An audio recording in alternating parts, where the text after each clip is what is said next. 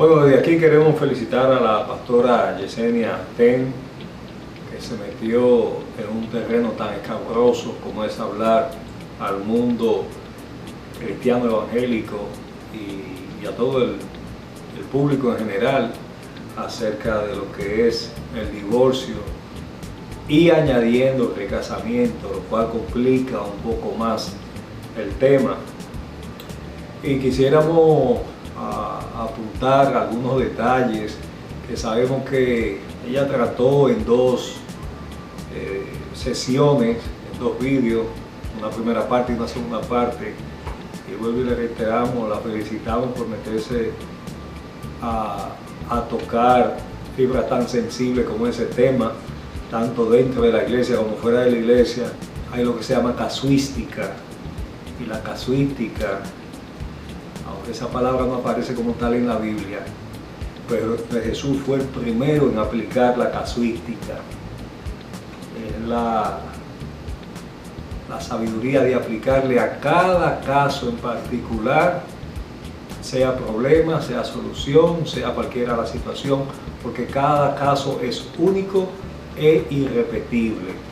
Nunca Jesús tomó un principio o una sugerencia de esa fuerte que él daba, un mandato, un enunciado, un pronunciamiento, que se lo dijera a uno y se lo dijera al otro de la misma manera. Siempre, mira, hasta dos ciegos, hay dos episodios de ciegos, donde a uno simplemente, a Bartimeo le dice que recobre la vista, le devuelve la vista, a otro le unta lodo y lo manda a lavarse.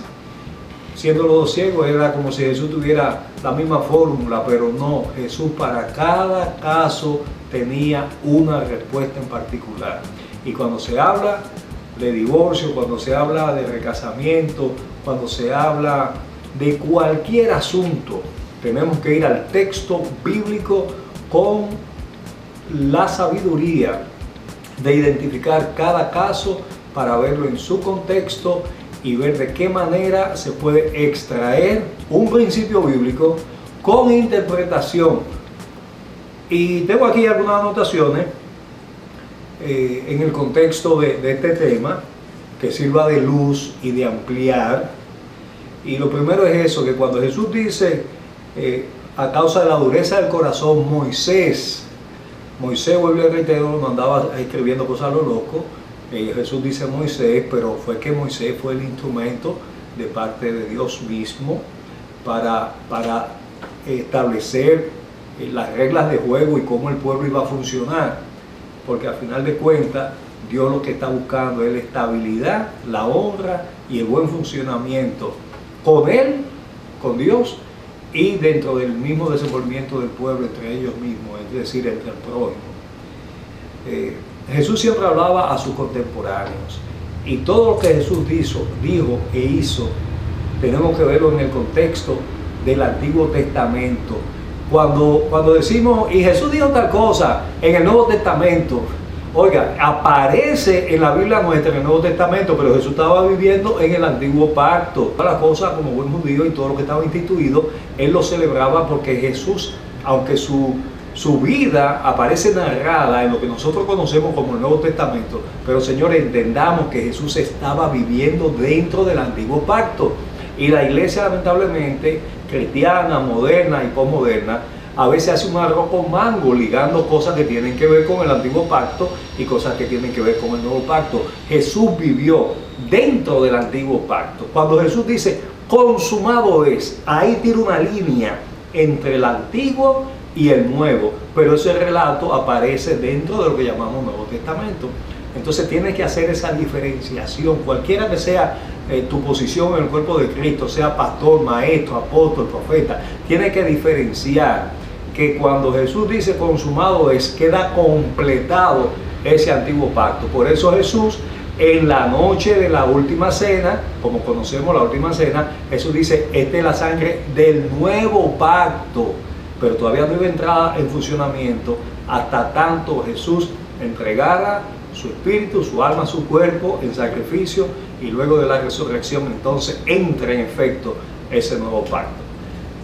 ¿Por qué digo esto? Porque cuando Jesús dijo lo que dijo a los fariseos, y también en una ocasión se lo dice a los discípulos y le aclara a los discípulos cómo es el asunto, a tal punto que los discípulos dicen, pero si es así no conviene al hombre casarse. ¿Por qué? Porque la cultura jugaba un rol muy fuerte, donde el hombre era el que podía dar carta de repudio. La mujer no podía dar carta de repudio dentro del contexto veterotestamentario o del Antiguo Testamento. La mujer no daba carta de repudio. Quien daba carta de repudio era el hombre, por un principio muy simple que a veces se nos olvida. La mujer fue hecha para el hombre, no el hombre para la mujer, y a veces eso llegaba a unos extremos dañinos, perversos, un mal uso y un abuso de, como bien dice la Escritura y mencionaba la pastora, la dureza del corazón del hombre. Y Jesús llega a poner las cosas dentro de la perspectiva correcta, dentro del diseño original, pero hay una serie de matices que nosotros tenemos que de forma pragmática descifrar, interpretar y aplicar para que haya vidas sanas, familias sanas, sociedades sanas y que podamos funcionar dentro del diseño de Dios. Sobre todo entendiendo que este asunto de principio a fin es por gracia, esto no es por obra, y que el matrimonio tiene un valor terrenal, es un asunto temporal. Por eso cuando dice la Escritura, hasta que la muerte los separe, óigame bien, lo que está diciendo ahí no es una sentencia, no es como te fuñiste, hasta que la muerte los separe. No, lo que está diciéndole ahí es un recordatorio a dos personas que profieren, que se aman, que han expresado públicamente el amor recíproco que se tienen. Y Dios establece, miren, eso es hasta que la muerte los separe. Señores, y sabemos que literalmente se está refiriendo a muerte física, pero hay muchos matrimonios que están funcionando y ya están muertos. Ahí eso es lo que huele a sepulcro. Eso lo que lo sostiene es una responsabilidad, una hipoteca, una deuda, el que dirán y montones de otras circunstancias que buscan tapar la realidad de que ese divorcio emocional ya se dio. Parejas que públicamente parece que todo está muy bien, pero están viviendo adentro de la casa, viven separados. Uno duerme en una habitación, el otro duerme en otra, tienen cuentas separadas de banco y viven de apariencia. El matrimonio es una bendición que tiene que reflejar el diseño de Dios. Si un matrimonio no está reflejando el diseño de amor, de respeto, de comprensión, de esfuerzo conjunto para un avance, entonces se pone un principio establecido por el mismo Dios que establece que dos no pueden andar juntos si no están de acuerdo. Y luego la premisa bíblica de que lo que Dios unió no lo separe el hombre. Tenemos que volver entonces a hacer la pregunta: toda pareja que se ha casado, ¿ha sido Dios que lo ha casado? ¿Ha sido Dios que lo ha unido? Yo creo que a veces hemos pecado hasta de casarnos con la persona equivocada. Hay matrimonios que dicen que pasa un tiempo y te dicen, no, pero yo ¿qué metida de pata fue que yo di? Ah, pero entonces porque te equivocaste en la elección, ya estás condenado a tener una muerte física con esa persona. Si en ese matrimonio no se está honrando a Dios, no se está honrando los principios de buen funcionamiento en el hogar, donde ambos trazan la directriz para los hijos, donde hay una armonía en cómo se van a crear los hijos, en cómo se va a gastar el dinero, en qué vamos a invertir, cuáles son las prioridades. Tiene que haber un acuerdo. Dos no pueden andar juntos si no están de acuerdo. Entonces, la religión que se ha metido dentro de las iglesias y el fariseísmo que se ha metido dentro de la iglesia, y mucha gente opina, y yo he oído muchos predicadores que hablan en contra del homosexualismo hasta que el hijo le sale gay o la hija le sale lesbiana. Ahí cambian la teología. Hablan de que el ministro no se puede divorciar hasta que ellos mismos se tienen que divorciar, y entonces cambian la teología. Señores, esto es un asunto de gracia de principio a fin, y cierto es que debemos, y desde esta tribuna, desde este púlpito virtual, la palabra de Dios lo que busca es la unión, la armonía. La palabra de Dios lo que busca es, y el propósito de Dios, como apuntaba la pastora y muchos otros predicadores, es que la familia haya armonía y funcionen y los hijos puedan tener una atmósfera de concordia y de paz. Pero lamentablemente no siempre es así. ¿Y qué vamos a hacer? Bueno, ahí hay lo que se llama, hay que hacer una pastoral, tiene que haber una interpretación, tiene que haber un acercamiento, tenemos que ver elementos con los que en realidad tenemos que tratar. Y de eso se trata un apostolado serio en el siglo XXI, donde se tracen directrices para orientar la iglesia ante los desafíos a los que nosotros nos enfrentamos. El corazón del hombre es el mismo, el corazón de la mujer es el mismo, pero las amenazas, las situaciones cambian de tiempo en tiempo. Jesús, eso era lo que hacía. Jesús aplicaba los principios divinos, pero en un contexto específico y a gente específica. Ustedes recordarán que en una ocasión Jesús le dice a la mujer samaritana: 5 maridos has tenido y el que tiene no es tuyo. Es decir, que esa mujer se había ya, según el contexto histórico y los procedimientos de la época, esa mujer había recibido 5 cartas de repudio. La habían repudiado ya por 5 veces. ¿Y qué dijo ella? Tal vez, bueno, pues ahora yo me voy a arreglar con este hombre, no voy a coger más lucha casándome. ¿Qué Jesús le dice? Vete y no peques más. Jesús le está diciendo, te vas a volver a casar o te quedas sin nadie, pero pon la vida en orden. Y de eso se trata la vida en Cristo, en tener una vida en orden. Si un matrimonio cristiano o no cristiano lo que está promoviendo es un desorden dentro del hogar, eso o se arregla o se disuelve. No hay que esperar que uno mate al otro, no hay que esperar que las consecuencias sean funestas, sean peores. Y vuelvo y le reitero, no estamos promoviendo el divorcio, estamos promoviendo el orden, estamos promoviendo lo que honra a Dios dentro de ese diseño.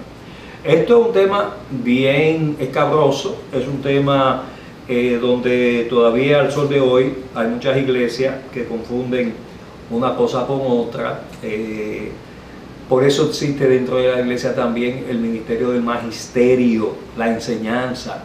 Cualquiera puede predicar, cualquiera puede citar la Biblia, cualquiera puede decir, la Biblia dice aquí tal cosa. Señores, la Biblia dice que el hijo desobediente, allá mismo en Deuteronomio, el hijo desobediente que reincida en desobedecer a los padres, ¿sabe cuál es la instrucción? Que lo lleven a la entrada de la ciudad donde están los ancianos y delante de los ancianos digan, este hijo desobediente o reincidente, no quiere obedecer, y que muera apedreado.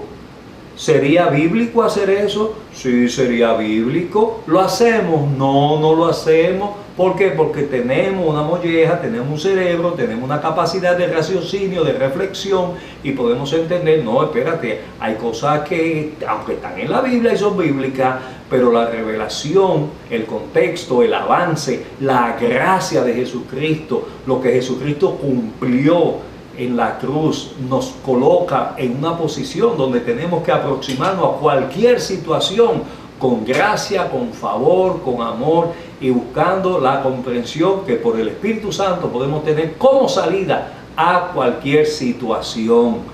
Pero no seamos legalistas, no queramos que la Biblia dice, no, la Biblia dice muchas cosas y la interpretamos según nos convenga. Tenemos que ser coherentes en la interpretación bíblica.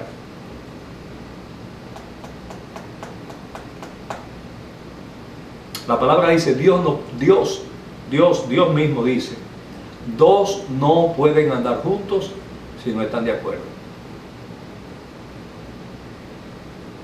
Dice la palabra, no unáis en yugo desigual con los incrédulos. ¿Sabe usted que hay yugo desiguales con un crédulo? O sea que porque el cristiano se casó con él, se casó con ella, y están en 2 páginas totalmente diferentes. Están en dos planes totalmente diferentes acerca de la vida.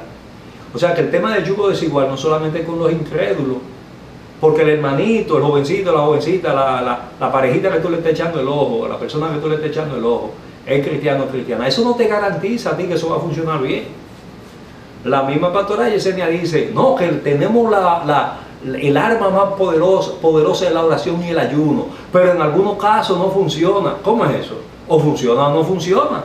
Entonces tenemos que tener la madurez para entender de que sí, la oración y el ayuno es poderoso, pero hay circunstancias, hay situaciones donde no es cuestión de oración y ayuno, es cuestión de que tú tengas que interpretar y entender tu realidad, y que sí, aunque hay un espacio para orar y para ayunar, hay mejor un espacio para reflexionar y entender, ¿está Dios en este asunto?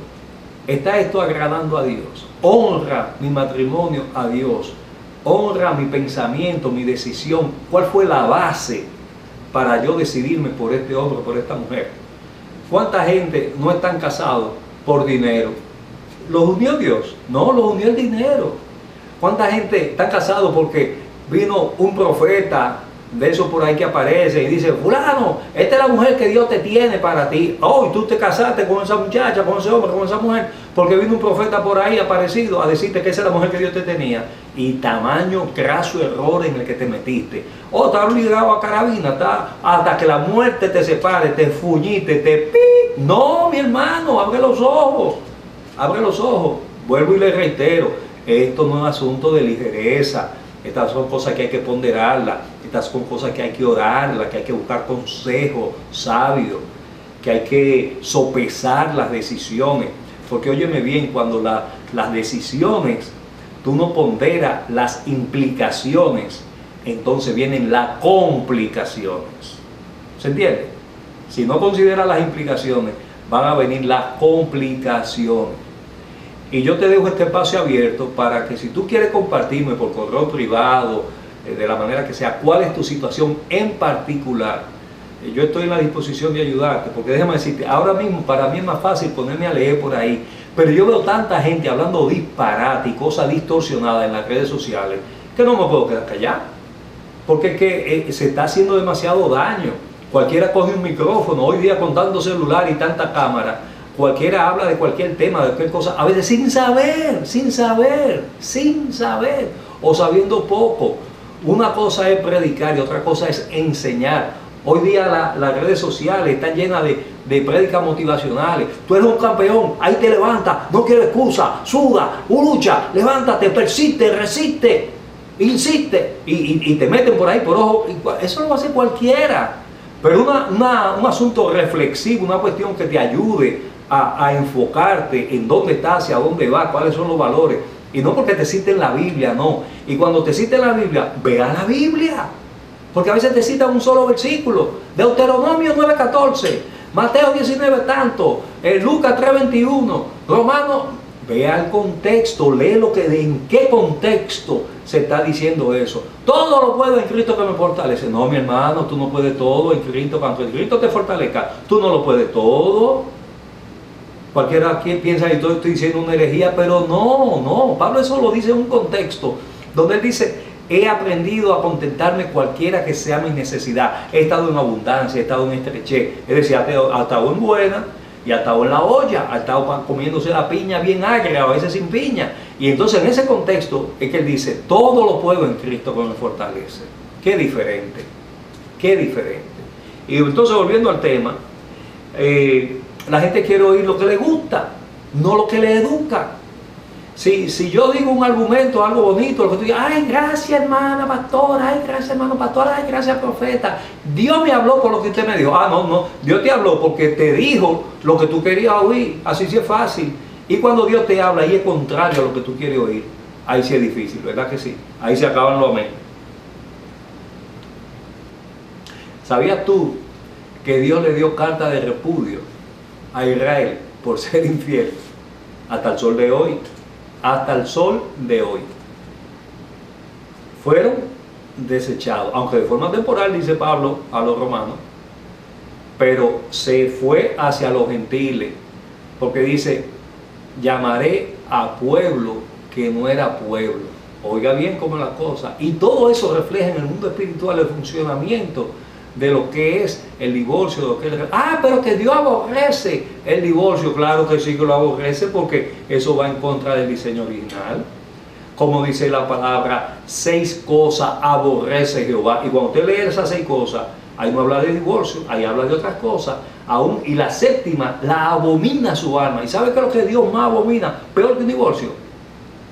El que siembra discordia entre hermanos, el chismoso, el que anda sembrando chisme en la iglesia, en los grupos, el que siembra discordia en la familia. Eso todavía es muchísimo peor.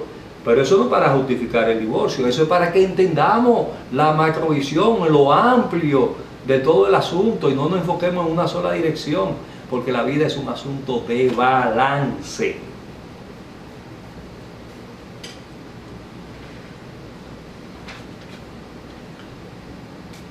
Para los que dicen que Jesús, la única salida que dio fue el adulterio o la fornicación,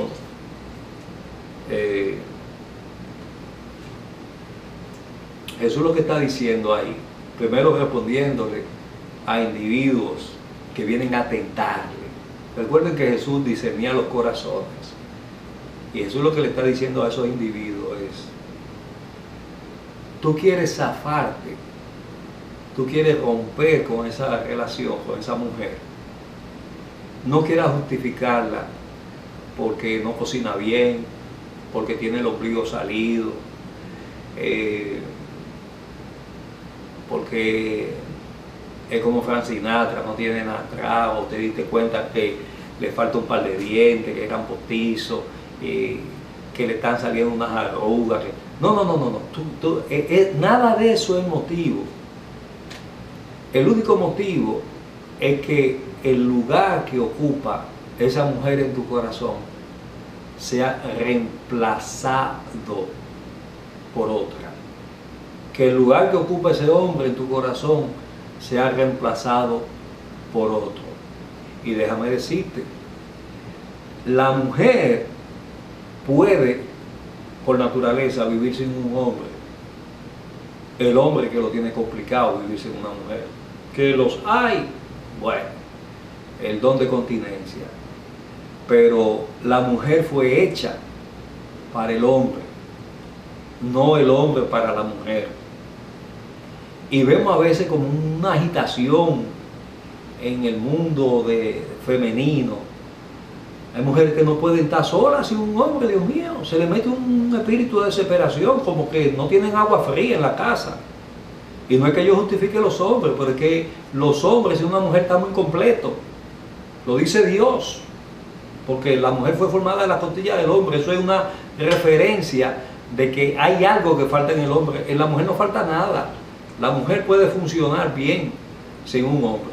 Por eso siempre el enfoque, vuelvo y reitero, de que el hombre era el que daba la carta de repudio, no la mujer.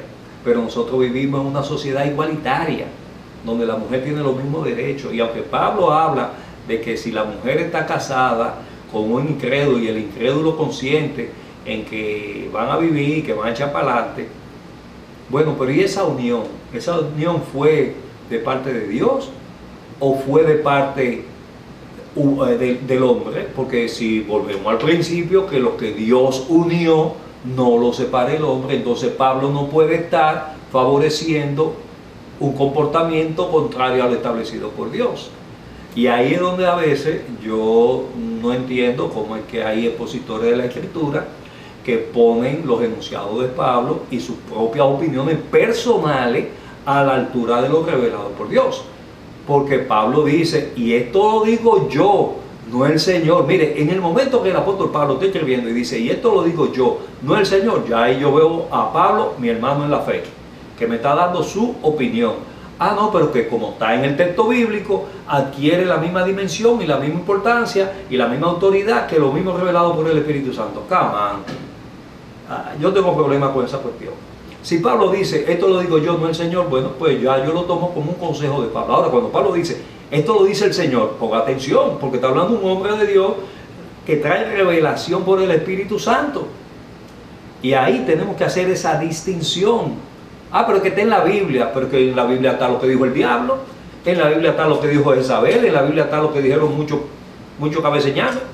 ¿Y porque está en la Biblia vamos a hacer? No, cada cosa hay que ponerla en su sitio. Y el apóstol Pablo tuvo el gran privilegio de ser la mente más influyente en la humanidad después de Jesucristo. ¿Pero por qué?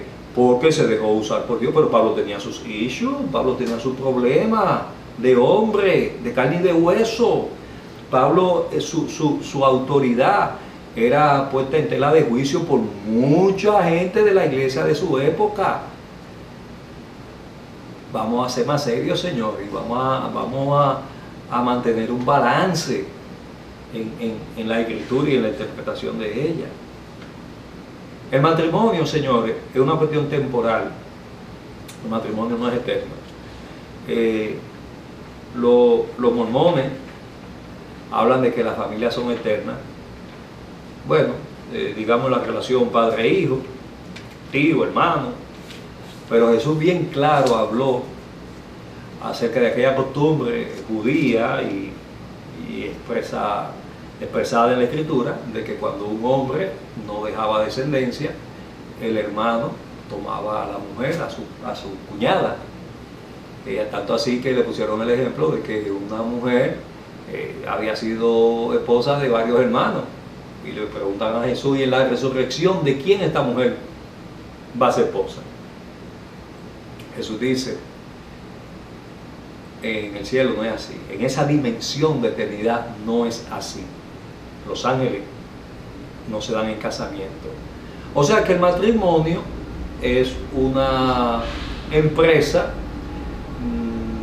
sagrada, como muchos le llaman, apartada, santa, bonita, pero es temporal. Por eso dice, hasta que la muerte los separe. No te lo está diciendo para que te fuña, va a tener que aguantar esa loca, esa demonia hasta que te muera. Ese loco, ese borrachón, aunque te golpee, aunque te haga moratones, no importa, aguántalo, porque esto hasta que la muerte los separe. No, mi hermano, usa esta, ora, reflexiona, busca entendimiento por parte de Dios. Lo que Dios juntó, que no lo separe el hombre, pero lo que Dios juntó, Dios sí puede separar. Vuelvo y le reitero, lo que Dios juntó, que no lo separe el hombre, pero lo que Dios juntó, Dios puede separarlo. Y lo que Dios no juntó, el hombre puede separarlo. Porque hay montones de relaciones que Dios no los unió. Aunque hicieron uso de la figura del matrimonio, no lo hicieron bajo la directriz, bajo la dirección de Dios. Entonces, ese matrimonio no tiene ningún fundamento que vaya en consonancia y dirigido bajo lo que Dios ha establecido. Por el simple hecho de que lo que Dios unió, pero no todo lo que está unido por ahí, fue Dios que lo unió. Eso no es verdad. Entonces lo primero que hay que preguntarle a una pareja es si los unió Dios o los unió el dinero. Dicho sea de paso, el principio bíblico normativo del matrimonio es dejar y unirse. Por tanto, dejará el hombre a su padre y su madre y se unirá a su mujer y los dos serán una sola carne. Dejar y unirse. Eso trae el efecto del matrimonio. Luego, según las sociedades, existe el matrimonio civil, ya con todas las formalidades de una autoridad que representa a la sociedad, donde se hace un acta y se hacen constar los nombres, las fechas, para fines legales. Pero delante de Dios, dos personas maduras, adultas, con autodeterminación y voluntad, que dejan sus núcleos paternos y maternos para unirse, ahí se está dando un matrimonio delante de Dios. Siempre y cuando, vuelvo y les reitero, están remitiéndose a ese diseño original de Dios, de formar una familia y de ser un reflejo de respeto, de amor y llevar a cabo el diseño de Dios, aún en muchas ocasiones, sin ser cristiano, sin ser evangélico. De hecho, hay matrimonios no cristianos donde hay respeto, donde hay armonía, se irán para el infierno, pero mientras tanto en la tierra vivieron honrando el matrimonio como Dios lo diseñó. Por otro lado, tenemos los que son cristianos, son salvos, van para el cielo, pero viven como en un infierno. Eso tampoco honra el diseño de Dios. Señores, Dios me lo bendiga rica y abundantemente. La mujer respete a su marido, el hombre ame a su mujer. La palabra no manda a la mujer a amar, la manda a respetar, porque la mujer por naturaleza ama, pero por naturaleza caída no respeta. El hombre que ame a su mujer, porque por naturaleza el hombre quiere ser delicado con ella, quiere respetarla, le lleva la florcita, le busca la vuelta, pero el hombre no quiere expresar el amor, no quiere decir mi amor, yo te amo. Hombre, caballero, abra la boca, ame a su mujer con palabras y con hechos. Dios me lo bendiga rica y abundantemente. Deje su comentario, dele para adelante, porque hay que seguir remendando las redes. Hay mucha desinformación y mucha tergiversación y es necesario poner las cosas en sitio. Dios me lo bendiga rica y abundantemente.